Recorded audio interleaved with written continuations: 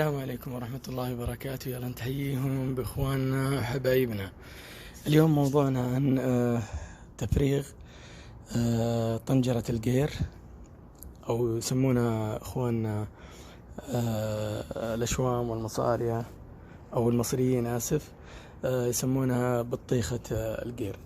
راح أوريكم الآن كيف طريقة تفريغ الزيت وكيف فكها وتفريغها وتعبيتها طبعا مع الجير. خليكم معي. طبعا أنا آسف إني ما صورت كيف طريقة فكها، لكن راح أوريكم إياه وأشرحها لكم. طريقة فكها هو إنه لينكي 4 ملي تقريبا، أوريكم إياه. هذا هو 4 ملي، يكون داخل في الطنجرة أو بطيخة الجير. راح تدور فكرة الماكينة، راح أوريكم إياها الآن لغاية ما يطلع لك الفتحة الموجودة هنا. راح أحاول أوريكم إياها الآن بس عشان الزيت. شايفين الفتحة اللي يطلع منها الزيت؟ هذه صامولة مسدس لينكي تقريبا. راح أوريكم إياها الآن دقيقة.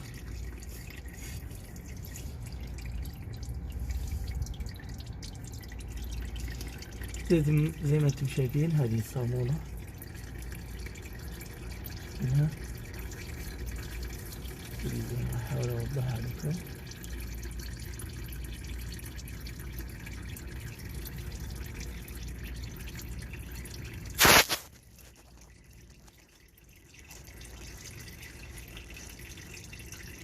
شفتوها؟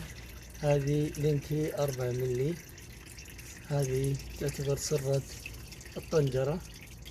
تفكها وراح يتفرغ الزيت زي ما انتم شايفين، خاصة اللي عنده مشكلة بالبودي والزيت وسخان جدا جدا جدا، يبي يتأكد ان الطنجرة نظيفة او الزيت اللي فيها نظيف. بالطريقة اللي وريتكم اياه راح تقدر تفكها وتفرغ الزيت بكل سهولة. هو الان شوف بيخلص، شايفين كيف؟ وراح الحين اوريكم مكان البكرة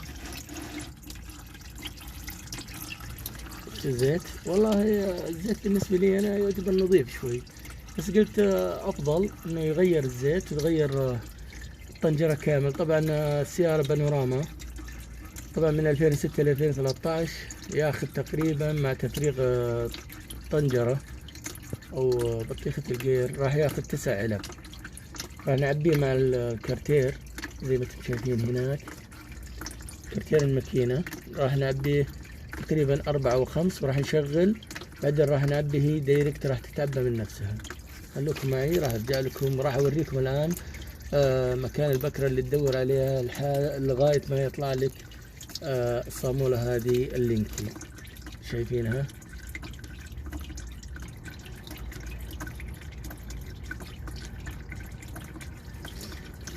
قاعد احاول اوضحها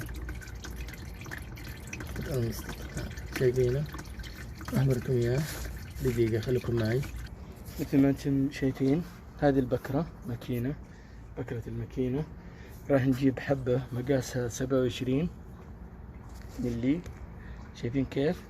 والعمود اللي نحرك فيه، ولغاية ما تطلع لنا الصرة حقت الطنجرة اللي هي اللينكي 4 ملي، ونفكها عادي وتتفرغها كامل. سواء أي سيارة ترى فيها نفس النظام، سواء مرسيدس أو فورد أو تويوتا أو كل السيارات فيها زي كذا، بحيث إنك تفرغ كامل الزيت.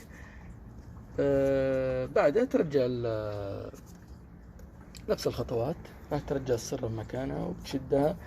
وبعده راح نعبي من عند كارتير الجير، بعد ما نغير فلتر الجير أو ننظف البودي أو نغير الزيت بشكل عام.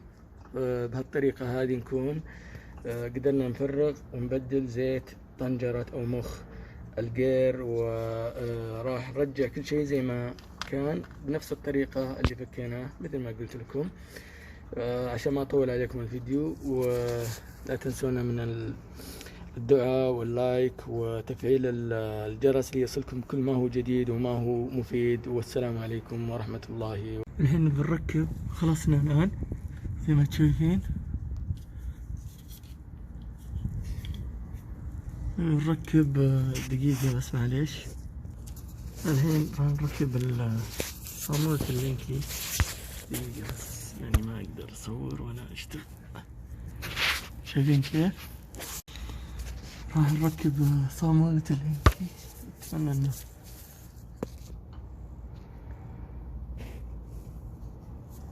شايفين كيف؟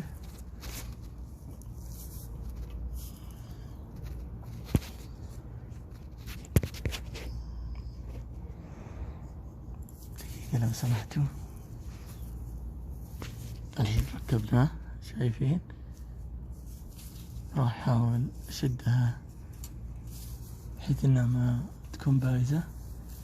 شايفين كيف؟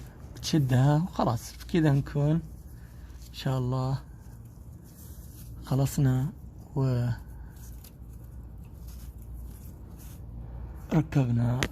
فرغنا زيت الطنجرة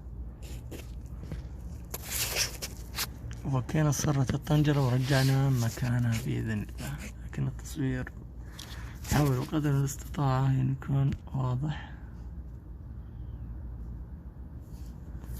شايفين كيف؟ وتشده وبكذا نكون انتهينا، خلصنا من استبدال زيت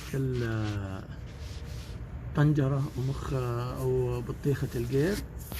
معليش آسف على التصوير. شايفين؟ عشان ننظف الزيت ونرجع الصرة مكانها ونشدها وكذا نكون انتهينا، غيرنا الزيت وكل شيء تمام. والله